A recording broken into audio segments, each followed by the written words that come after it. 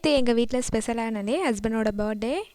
So அதுக்கு வழக்கம் போல் sweets வந்து பாயாசம் கேசரி பண்ணாமல் பால் பணியாரம் பண்ணலான்னு சொல்லிட்டு நைட்டே உளுந்த ஊற வச்சுட்டு பால் பணியாரத்துக்கு மாவு நல்லா அரைச்சி எடுத்ததுக்கப்புறமா வேறு ஒரு பவுலில் மாற்றி வச்சுட்டு கையோட கிரைண்டரையும் வாஷ் பண்ணி முடிச்சிட்டேன்.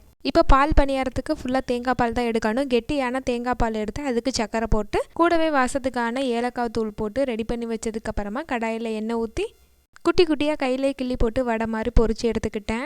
பொரிச்சு எடுத்ததை தேங்காய் பாலில் ஆட் பண்ணிட்டு ஒரு 10 நிமிஷம் நல்லா ஊற வச்சு சாப்பிட்டா டேஸ்ட்டு சூப்பராக இருக்கும். சாமிக்கு பிரசாதமாக இதையே வச்சுக்கிட்டேன். லஞ்சு வந்து சிம்பிளாக தான் பண்ணியிருந்தேன். தக்காளி சாதமும் கூடவே ஆனியன் ரைத்தா சிப்ஸ் இருந்துச்சு, அதை வச்சு சாப்பிட்டுக்கலான்னு சொல்லிட்டு ஃபஸ்ட்டு தக்காளி சாதத்துக்கு ரெடி பண்ணி முடிச்சதுக்கப்புறமா சூப்பராக லஞ்சு சாப்பிட்டு முடிச்சாச்சு. ஈவினிங் போல் சர்ப்ரைஸாக ஒரு சாக்லேட் கேக் மட்டும் வாங்கி வச்சுருந்தேன். ஒர்க் முடிச்சு வந்ததுக்கப்புறமா 3 பேருமே சேர்ந்து சூப்பராக பர்த்டே செலிப்ரேட் பண்ணியிருந்தோம். கேக்கெல்லாம் மாற்றி மாற்றி ஊட்டிடுறதுக்கப்புறமா கோயிலுக்கு போயிட்டு நைட் டின்னரையும் கடையிலே முடிச்சுட்டு வந்தாச்சு.